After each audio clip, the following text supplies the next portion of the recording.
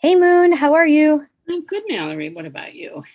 I'm awesome. I'm so excited that we're going to be talking about holding space for grief as a part of IAEA's ethics project and ethics content making endeavors. And I'm excited that we're going to be covering this topic because I think grief is something that perhaps astrologers do run into in their sessions.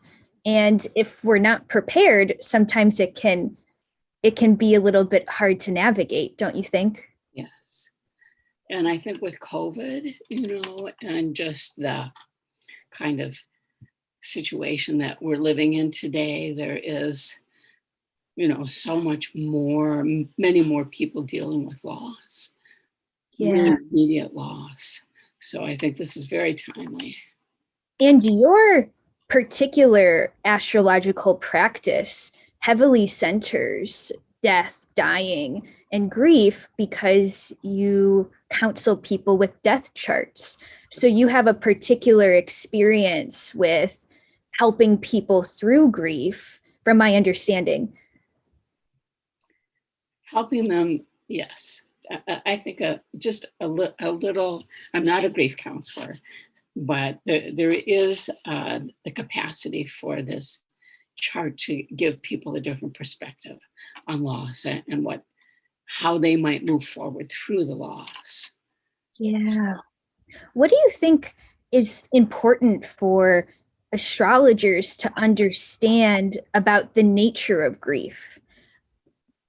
I think the first thing to understand is that it's irrational and it really has its own life. So it comes and goes. You feel better, you feel worse. There's no timeline for it. That an essential loss, when you lose a family member, your whole sense of identity and reality changes. And the process that happens afterwards is not about going back to normal. You never really go back to who you were before, that you are shaped by that loss and your life is different from that point forward. And our society, unfortunately, has the get over it attitude, or, God, are you still grieving? That was a year ago. Well, in the lifespan of grief, a year is like 2 minutes. And so in the reality of being an astrologer who's counseling somebody who's going through grief, I think the best skill that we have is really to listen to them, because people don't get a chance to talk about it very much. And, some people, like within your friendship circle, or maybe certainly a grief counselor, they're going to listen to. But other family members may be grieving too, so they don't want to keep hearing about it. There are so many kinds of rejections that people experience about being able to just go through what happened to them and how they're doing. So, as an astrologer, if you can create some kind of safe space for them and then let them talk, and ask them questions.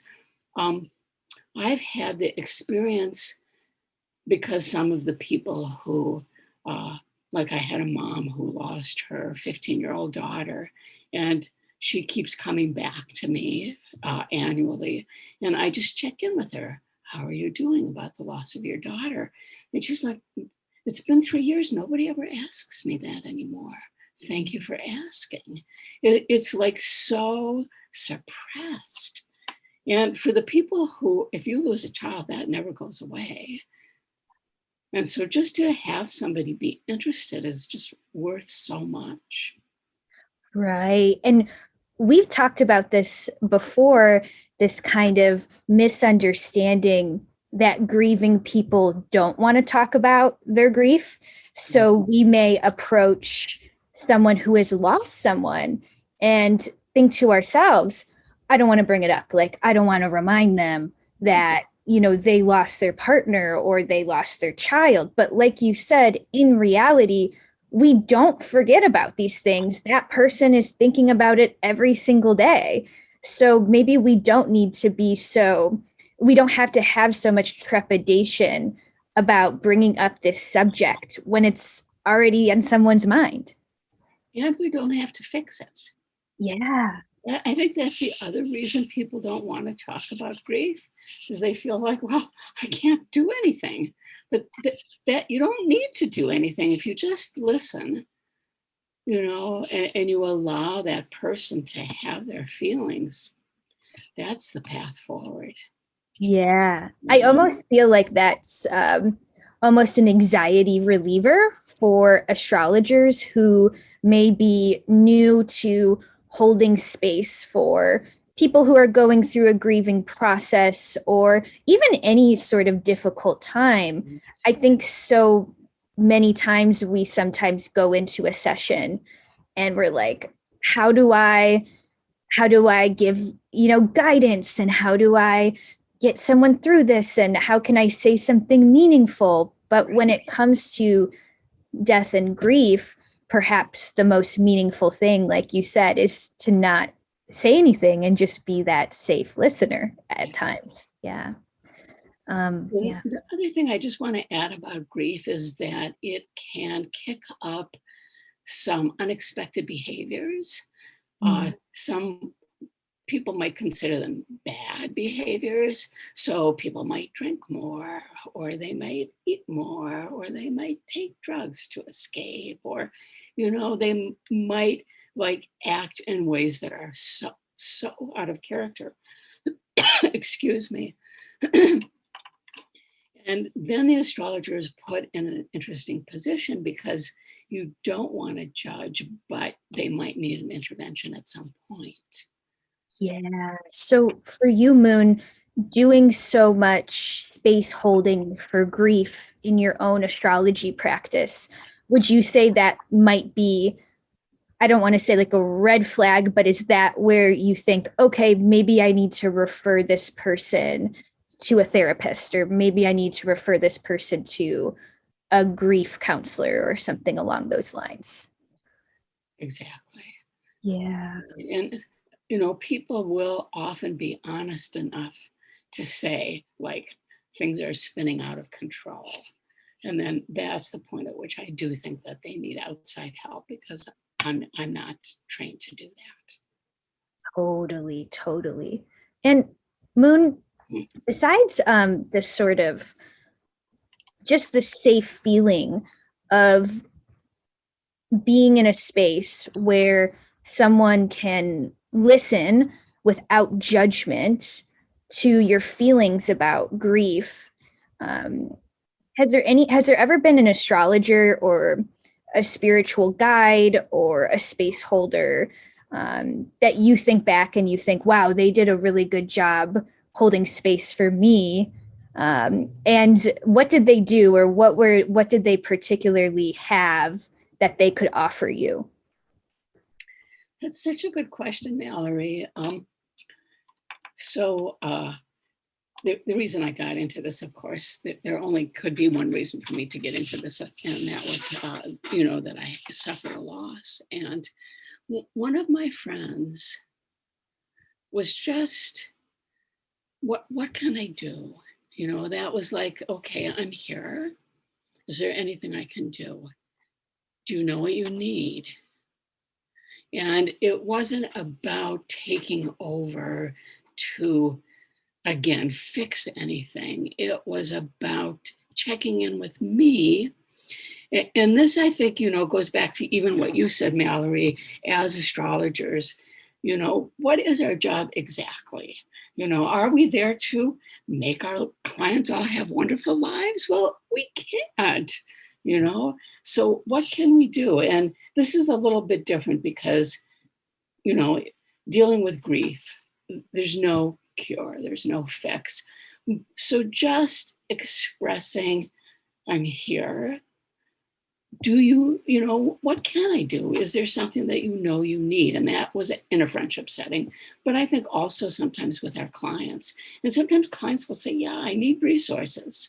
Like I'm just too out of my mind to cope and I need resources. So can you, give me a book to read? Can you give me the name of a grief therapist? Something like that can help. Yeah, that's beautiful. Even the giving your client this sort of space so they can figure out how to ask their spouse what they need or how to ask their friends and state what they need to their friends during this time can be pretty powerful too. And I ask people if they have support, and help them kind of think about or identify, where in their life they might be able to get support, because maybe like the loss of a child is not going to be their spouse all the time, but there might be a group for parents. I mean, or something like that works for the client. Yeah. I'm so happy we talked about it because I don't think we talk about holding space for grief enough. Would there be anything else, Moon, that you would add to our conversation that you think is important for astrologers to take into consideration?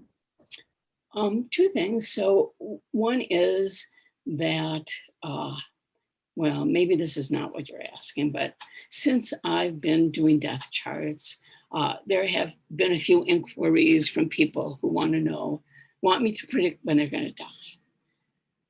I mean, I just think that, of course, there are always going to be people who want to know things like that. And I'm so, I think, clear on my website, but also careful that that's not what I'm doing. I'm using the chart of somebody who already has died. So that's, I think, an ethical consideration is that I don't predict death, and I don't think anybody has.